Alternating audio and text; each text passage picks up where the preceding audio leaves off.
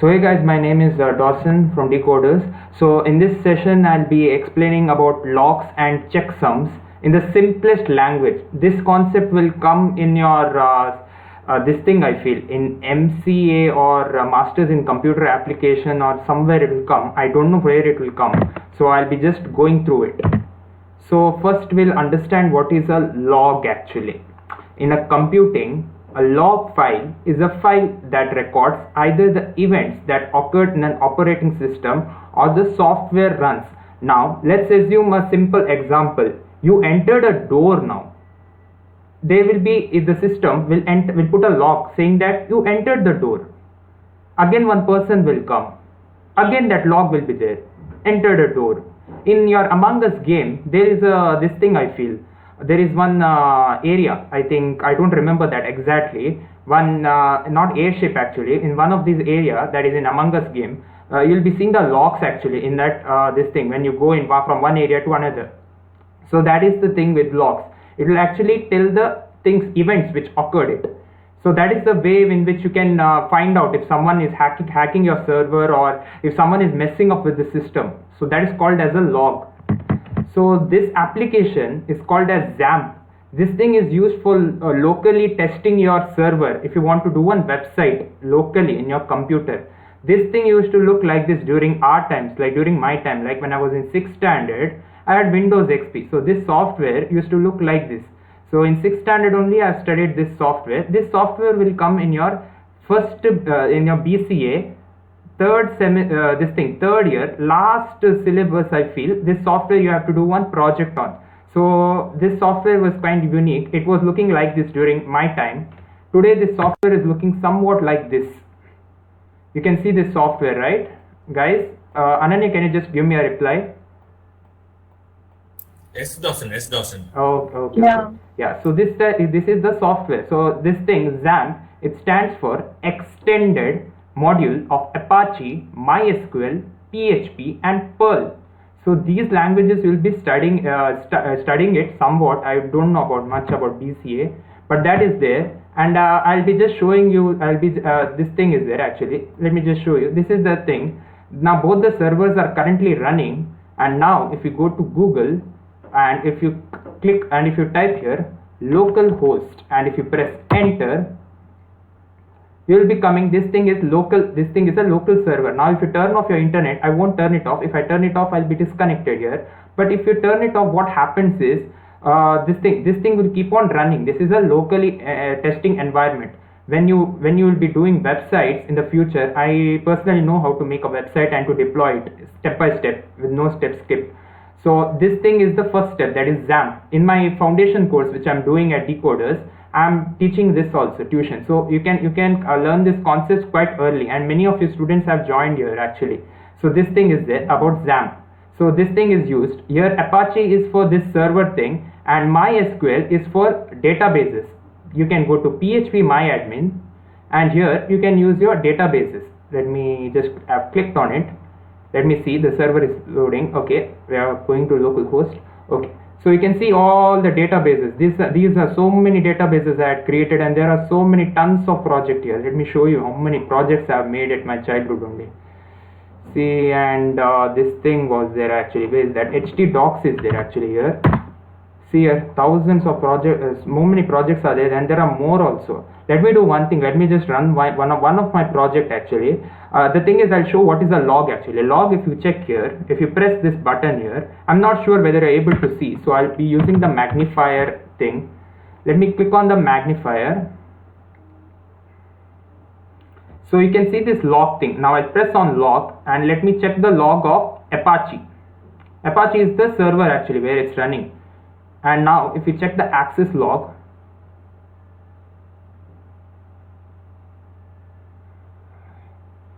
guys bear with me for a few seconds, or else I'll do one thing. This thing log thing will keep on loading. So let me do one thing. Let me run Laravel actually. Laravel is something which is above this.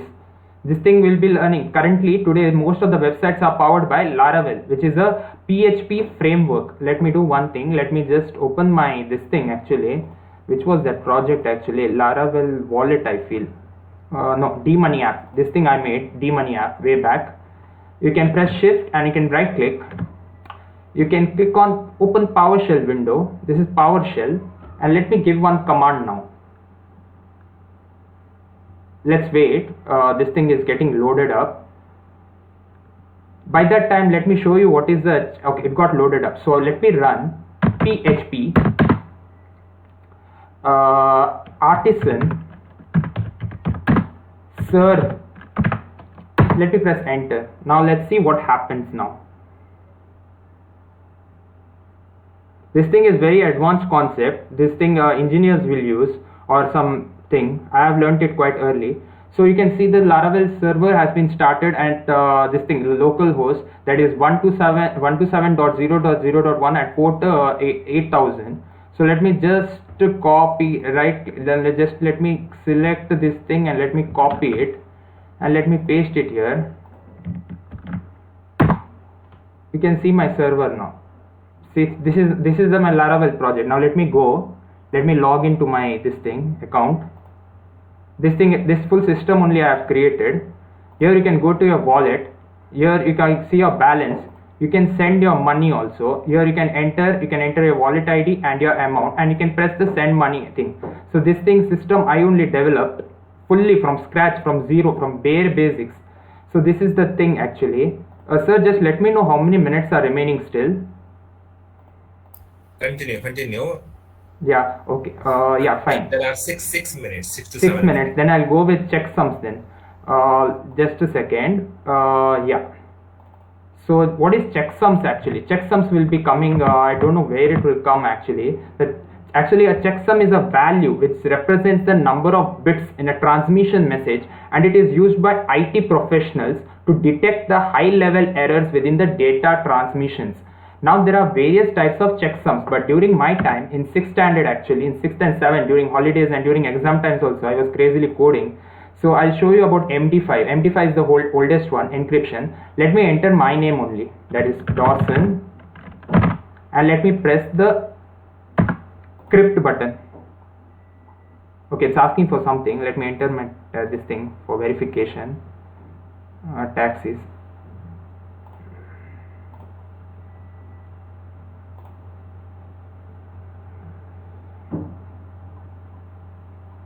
Yeah, this string came. So this is the encrypted string. So this comes under encryption. Now let me try to decrypt it actually. Let me copy it and let me go to decryption actually. Let me try to decrypt this code. Let me enter my hash now. Let me just paste it. They can, okay. Let me press decrypt button. Now MD5 is trying to decrypt it. See, it found that answer, that it was Dawson. So this is the method by which the passwords were stored during my time. Actually, I wanted to work after, like, I was so excited in technology that I wanted to work after 7th standard only. So I studied PHP, but by the time I studied then and when I came to high school, it got outdated and I learned Laravel beyond. So that thing is there about checksums. So that is kind of a checksum. There is actually a paper called as cryptography, if I'm not wrong. That is the same thing, how to encrypt a message. It will come in the e-commerce cloud computing subject actually. I think it will come in MCA, Masters in Computer Application. I'm not sure about that. But thing is, it's confirmed that it comes under e-commerce and in cloud computing. So this session is over actually. Any questions or this thing, sir? Are you having any questions on that? Student just to ask. Guys, are you having any doubts? Just let me know anything. I'll be more than happy to clear your doubts. Guys, don't feel shy. There's nothing like a wrong answer or wrong question or a good question. All questions are open.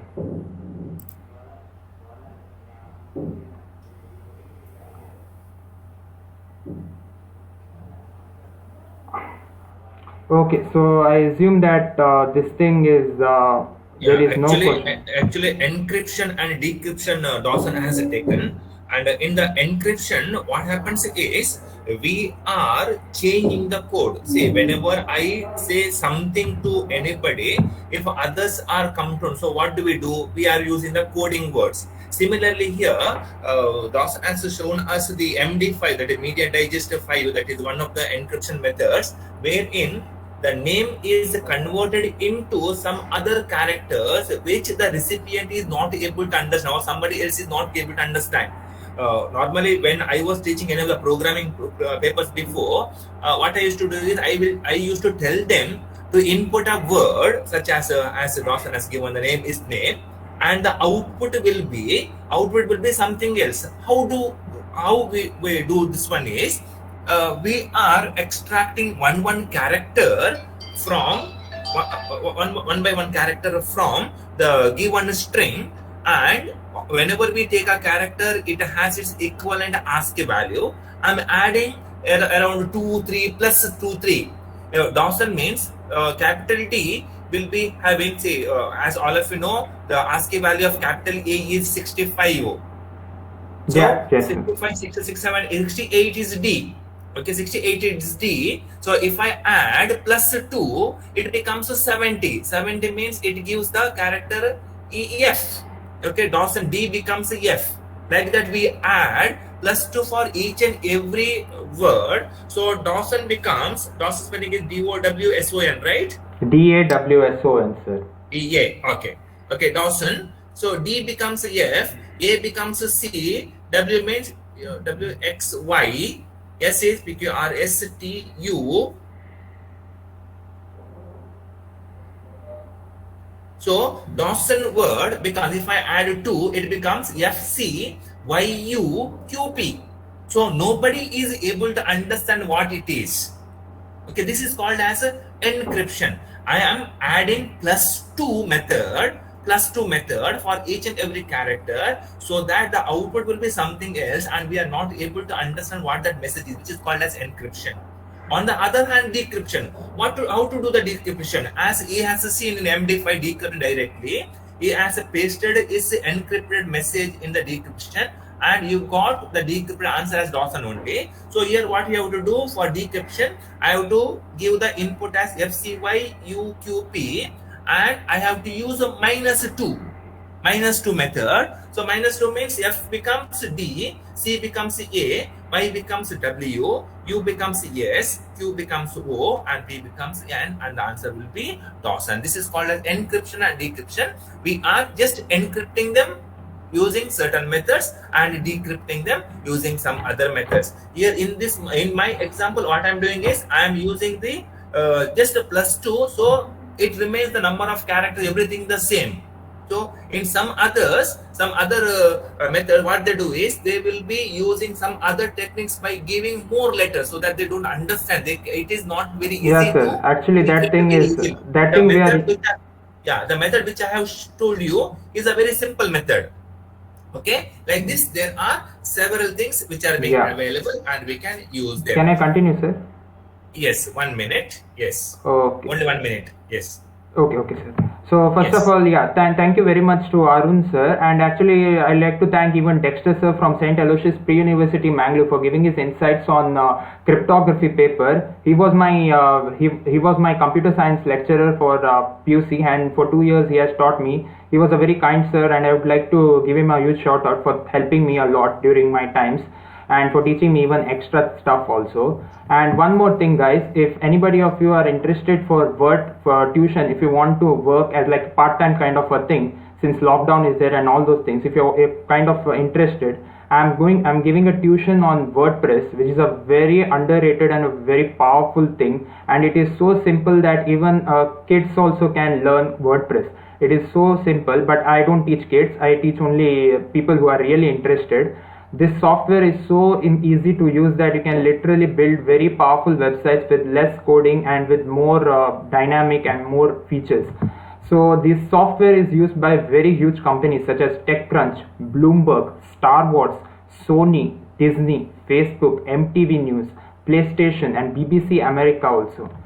And this the instructor will be myself, Dawson. My experience is I've worked in a private IT company in Mangalore for 8 months as a junior web designer, became a full stack developer, learned a lot of stuff, and resigned also after 8 months. I only personally resigned since I found some inefficiency, and really that was one of the best decisions. Why? Because that company now is not running only, and that was one of the reason why I got a little bit sad few days back. Like it was looking like my graveyard thing. So one thing is, I'll tell you, note it down in a piece of paper. You'll always remember the first company where you have always worked at. So here I used to work at home during lockdown, and during nights also I used to do overtime till morning, and we used to fix servers which were hacked by those hackers and all those stuff. So it was kind of a difficult one, and that's the main reason I don't teach hacking or any stuff. Why? Because I know, being on the good side, how difficult it is to manage the servers and all those stuff. So even I've worked in an Indian multinational company which had its unit in Canada, and I resigned it within 14 days. The reason was it was interfering with my studies, and I couldn't give priority for work over studies. For me, studies were main. So, and my skills are, of course, web designing in there. I'm there in the space of web development also, graphic designing also, and even a network tester also. I know to test networks, and even I give IT training. I used to train professionals who were aged like 30 to 40 years also. For them also I used to train. I used to give even tech support for domestic as well as foreign clients, and even I used to be a server administrator also. I used to take care of servers and all those stuff, and I used to be even a DBA also. I used to handle databases also. I used to be a database administrator, and even a project manager also, to handle all the projects and all other stuff. So it was a very cool thing. Like during lockdown I took the full advantage of it. I earned less, but I've learned more, and I feel I can still learn more. So the thing is there. So the benefits of this course are as follows: very competitive and affordable rate. We know that India is kind of a price sensitive market. Since I'm in stock markets now, I'm focusing on stock market, so I know it's very this thing. India is a price sensitive market, so very affordable rates. The most affordable rate we are having. We are following the international syllabus, not any regular like outdated syllabus. We are simple to use and very user friendly interfaces we'll use, and latest technology and softwares we are using. There is a very huge demand for simple to advanced websites now, and the stipends are around 5,000 rupees per month. This is as per the market rate. You can see it down. As per the market rates on yesterday, the stipends were around 5,000 per month. It keeps on fluctuating. It can reach to 7 to 10,000 also sometimes. It depends on your talent. If more you learn, the more you invest in learning, the more you learn. And repeated sessions will be there, of course, and tech support will be given as always. And some tips also will be given: how to prepare a project, how to crack interviews. And remember one thing: if you're only doing studies and if you're going for any interview, it's of no use. Your skills matter the most. Skills are very important. So if you're having skills, then only you'll be able. Or else in the interview round, they'll just tear your piece of paper and they'll throw you out. Really, skills matter. So even skills also will teach, and we even teach how to prepare resumes also, so that you can show it, and even your projects also as usual. And certification will be provided as usual. So yeah, that thing is there. If you want to join, one link of registration I'll send it here, and I'll be posting it in the video description also, since it's getting recorded. And one thing which I like to end is one of my quotes which I made way back in, I don't know when, October 2020. The reason I like computer science is because a computer is just like me. It never gets tired or never gives up on any challenges or tasks. It inspires me to always think in a unique way. So always life is like that. You need to think in a very unique way. I've done way beyond my age studies also. I used to quickly finish off my studies and used to really explore the world. And my fields of interest is of course computer science, electronics, and currently I'm learning the art of investing. Investing is a very good thing. So I have achieved a lot, and now teaching also, and I'm just 19 years old, and I'll be 20 this January. So think of your life, how much you can do. You can literally start from zero and you can go to such a great heights. And I've sponsored one Kannada medium student also. I want to sponsor more and more, but thing is capital requirements are also there. So those things are there. So I'd like to thank Arun sir for providing me this opportunity. Thank you guys.